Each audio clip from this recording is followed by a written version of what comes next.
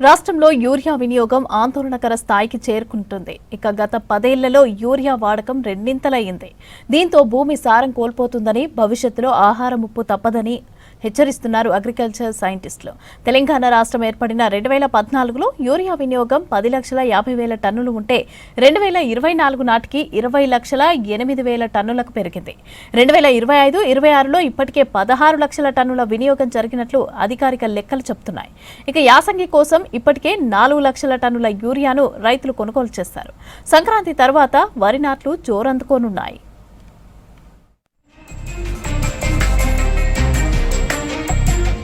రాష్ట్రంలో రైతులు పరిమితికి మించి యూరియా వాడుతున్నారు. దేశవ్యాప్తంగా ఎకరానికి సగటున 100 నుంచి 120 కిలోల యూరియా వాడుతుంటే తెలంగాణలో 170 కిలోలకు చేరింది.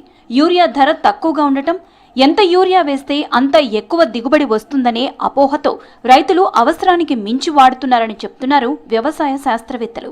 సాధారణంగా ఏటా 1 ఎకరానికి 90 నుంచి 100 కిలోల యూరియా సరిపోతుంది.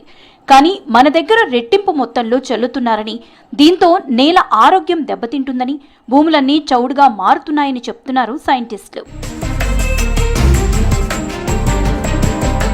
అధిక యూరియాతో పూత కాత ఆలస్యమవుతుంది.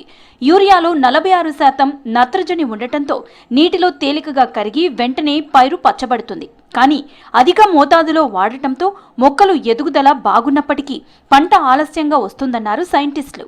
మొక్కలు ఆకుపచ్చ రంగులోకి మారడంతో చీడపీడల బెడద పెరుగుతుందని తెలిపారు. పంట గింజల నాణ్యత తగ్గి తాలు గింజలు ఏర్పడే అవకాశం ఉందన్నారు. మొక్కలకు నత్రజని ఒకేసారి పెద్ద మొత్తంలో వేయకుండా వరి నాటు పడ్డాక పిలక దశలో, పొట్ట దశలో దశల వారీగా కొద్దిగా వేయాలని సూచిస్తున్నారు వ్యవసాయ శాస్త్రవేత్తలు. యూరియాతో పాటు వేపపిండి కలిపి వేస్తే చీడపీడల నుంచి రక్షణ లభిస్తుందన్నారు.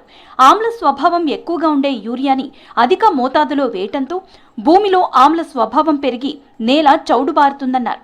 రైతులు సేంద్రియ కర్బనం పెంచుకునే చర్యలు చేపట్టాలని సూచిస్తున్నారు శాస్త్రవేత్తలు.